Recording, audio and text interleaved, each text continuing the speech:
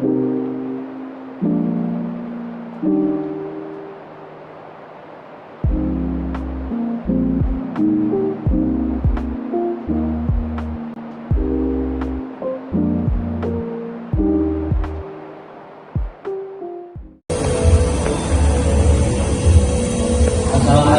warahmatullahi wabarakatuh. Kami dari kelas 11 F8 ingin menampilkan video tentang vlog berita. Perkenalkan, nama saya Zia Kartika dari absen 3 Komunikasi. Nama saya Farida Edi Pramesti, absen 12. Perkenalkan, nama saya Jumlah, absen 1. Kenalkan, nama saya Maca, absensi 42.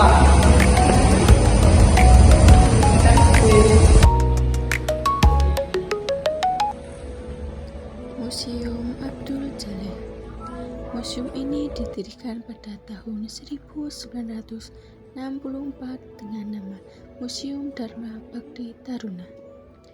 Museum ini diresmikan pada 4 Oktober 1964. Museum dibangun pada 4 Oktober 1964 dengan nama Museum Dharma Bhakti Taruna untuk menyimpan benda-benda penting Senat Taruna. Pada tahun 1975 diubah menjadi Taruna Abdul Jalil.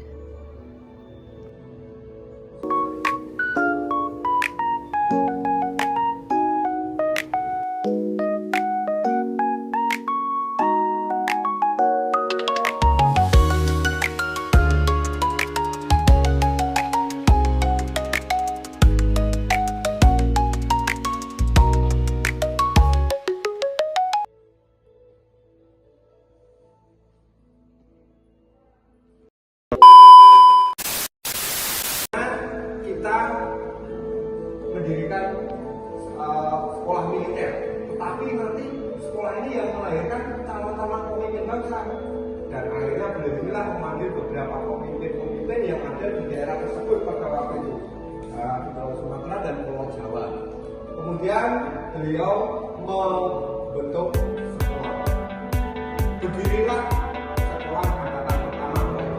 Namun pada perkembangannya, Museum Abdul Jalil membutuhkan ruangan besar lagi pada tanggal 5 Oktober 1968 dan dibuatlah bangunan baru pada tanggal 10 November 1975 karena untuk mengenang dan menghormati Museum Abdul Jalil karena yang telah gugur pada medan pertempuran melawan Belanda pada tanggal 22 Februari 1949.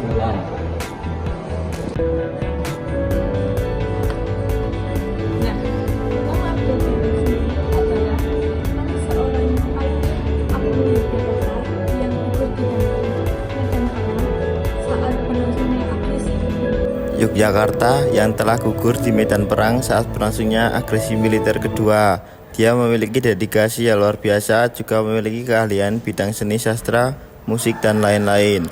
Museum ini selain dijadikan objek wisata bagi masyarakat umum untuk lebih mengenal sejarah kemiliteran. Museum ini didirikan juga untuk menanamkan jiwa nasionalisme dan patriotisme Taruna itu sendiri. Museum Taruna Abdul Jalil merupakan museum khusus yang menampilkan benda sejarah sehubungan peristiwa berlangsungnya pendidikan keprajuritan setingkat akademi di Indonesia mulai tahun 1945 sampai sekarang. Selain itu, berfungsi sebagai sarana pendidikan untuk meningkatkan semangat patriotisme dan nilai-nilai kejuangan bagi taruna akademi militer dan masyarakat umum.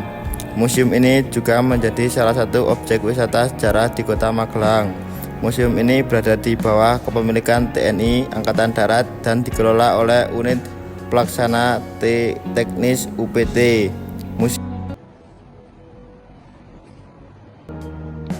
Berikut adalah peristiwa pertempuran Ambarawa yang ada di Indonesia. Pertempuran Ambarawa adalah pertempuran yang terjadi antara Tentara Nasional Indonesia yang baru saja dibentuk dan Angkatan Darat Britania Raya dengan pasukan Belanda yang terjadi antara 20 Oktober 1945 dan 15 Desember 1945 di Kabupaten Semarang dan Kabupaten Magelang di Jawa Tengah, Indonesia.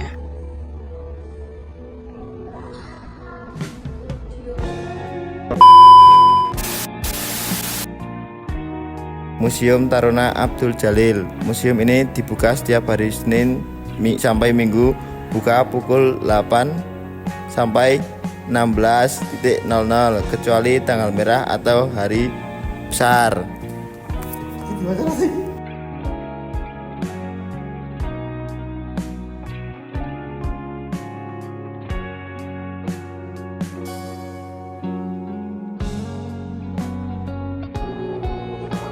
Oke, di sini ruangan ini tempat penyimpanan piala kejuaraan Taruna AMN atau Akademi Militer Nasional.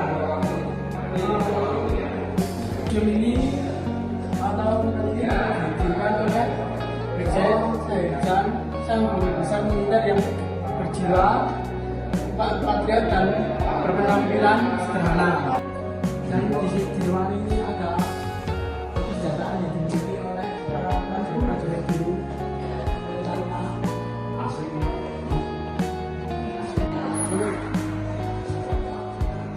Ini guys, di sini ada patung mayat yang berseragam Taruna, dan di sini ada juga yang berseragam loreng Taruna. Di sini ada militer yang berada di belakang museum ini. Ini ada, ini bisa. Awal pendidikan, Taruna tingkat pertama harus mengikuti masa orientasi untuk mengenalkan kehidupan Korps Taruna di Akademi Militer. Kegiatan ini dapat dilakukan untuk rasa kebanggaan dan memiliki terhadap Akademi Militer. Sehingga pembacaan buka, tradisi ini dilakukan dengan pamungkas secara simbolis kepada masyarakat.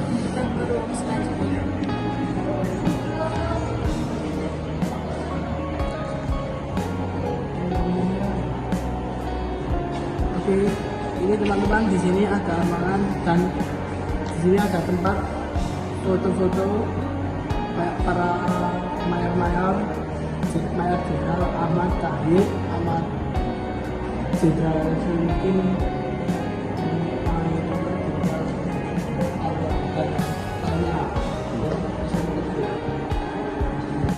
ini di sini ada tempat patung dan gambar kejuaraan yang telah dilakukan oleh para prajurit Taruna Akademi Militer di Magelang. Ada contoh seperti patung ini, nama Abi Lubbi R yang berseragam Taruna.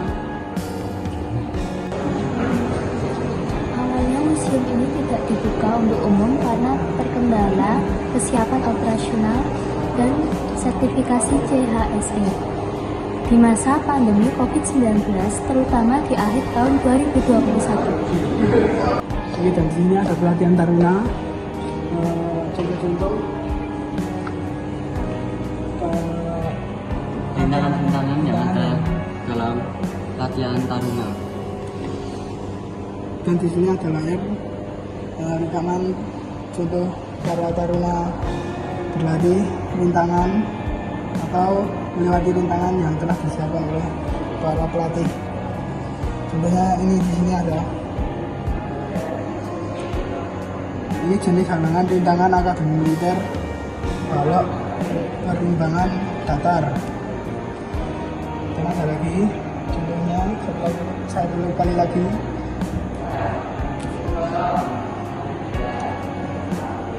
Ini adalah jenis halangan rintangan Akademi Militer jenjang penjajah condong. Oke, berikutnya kita akan melihat lagi bagaimana patung dan seragam perlengkapan perorangan Taruna Akabri. Ini ada sepatu, tas, dan tas lengkap. Ini samsat atau tas yang dipikul di punggung. Ini sampai seragam atau perlengkapannya. Dan di sini ada gambaran dengan para prajurit TNI atau Taruna Akademi Militer. Seperti ini contohnya para Taruna.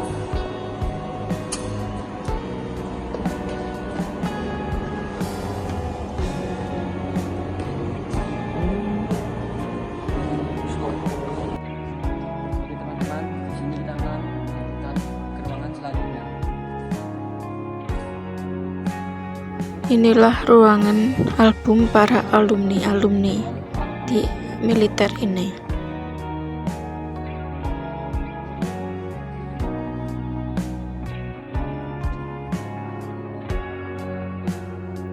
Ruangan ini ruang koleksi senjata-senjata yang di Akmil ini.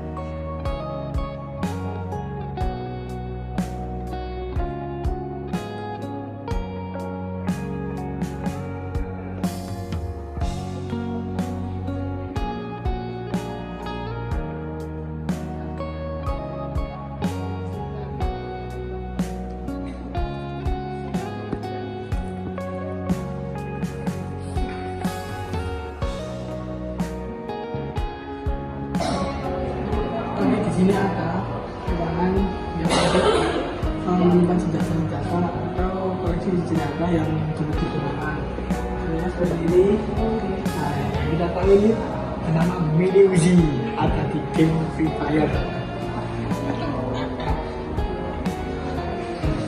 Di sini kita senjataan yang Museum Abdul Jalil di Akmil memiliki koleksi berbagai benda bersejarah terkait dunia kemiliteran dan pendidikan keprajuritan, termasuk senjata api, meriam, foto alumni berprestasi dan gugur, peralatan militer dari masa perjuangan hingga modern, kain kuno, keramik, dinasti Ming, serta diorama Palagan Ambarawa.